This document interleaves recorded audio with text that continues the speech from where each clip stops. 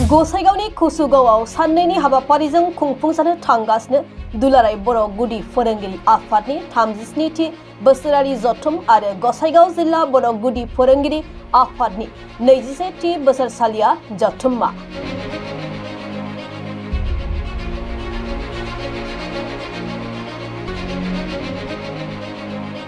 क'क्राझार जिल्लानि गसाइगाव मुखुमानि सिङाव थानाय कुसुगावआव फैगौ 12 आरो 13 डिसेम्बराव साननैनि हाबाफारिजों दुलाराय बर' गुदि फोरोंगिरि आफादनि 37थि बोसोरारि जथुम आरो गसाइगाव जिल्ला बर' गुदि फोरोंगिरि आफादनि 21थि बोसोरसालिया जथुम्माखौ खुंफुंनो साखाफारा जाबाय।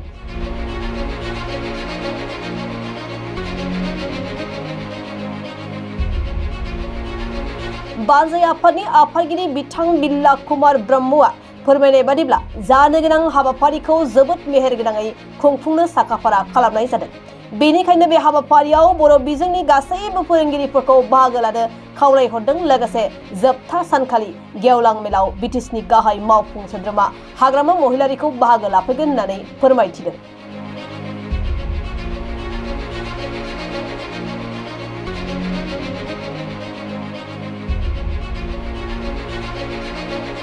बयखौबो खुलुमग्रोबाय।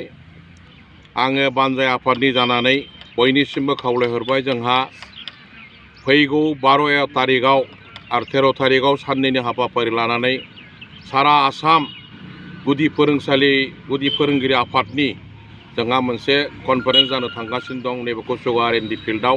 दा बेखायनो आङो बानजाय आफादनि जानानै साफ्रोमबो जोंनि फोरोंगिरि आफादनि जाय सोद्रोमा बिथांमोन दं बयखौबो खावलायदों जाहाथे बिथांमोनहा जोंनि बे साननैनि हाबाफारियाव दोलै नोगोरै फैनानै हेफाजाब होनानै जोंनि बे साननैनि हाबाफारिजों जानो गोनां 37थि जोंनि बोसोरसालिया जथुम्माखौ जाफुंसार होनायाव बयबो मदद होगोन होननानै आं आसा फारिदों। लोगोसे गसाइगाव जिल्ला गुदि फोरोंगिरि आफादनिबो जोंहा 21थि बोसोरसालिया जथुम्मा जागोन 12 तारिख खालि। बे तारिखआवबो जोंनि साखाथि फाखाथि थानाय साफ्रोमबो फोरोंगिरि बिथांमोनखौ खावलायहरबाय बिथांमोना जाहाथे बयबो नुजाफैनानै जोंनि गसाइगाव जिल्ला गुदि फोरोंगिरि आफादनि बोसोरसालिया जथुम्माखौ जाफुंहोनायाव मदद होफैयो।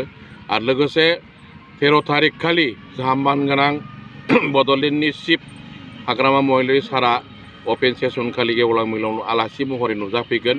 बे दिनखालिबो जोंनि कुसुगाव ओनसोलाव खाथि खालायाव थानाय मोनफ्रोमबो बर' गामिनिफ्राय जाय बिथांमोनहा जोंनि बे खाथियाव मदद होफैयोबा बिथांमोनहा फैयोब्ला जों गोजोन मोनगोन। आरो बयखौबो खावलायबाय खाथि खालानि गावबुरा SMC कमिटिफोरनिफ्राय सोद्रोमाफोरखौ 13 तारिख खालि बिथांमोनहा फैनानै जोंनि मेलखौ जाफुंसार होगोन होननानै आसा फारिबाय। बेखौनो बयनिसिमबो खावलायनानै आङो बानजाय आफादनिफ्राय आरोबाव बयखौबो खावलायहरनाय जाबाय।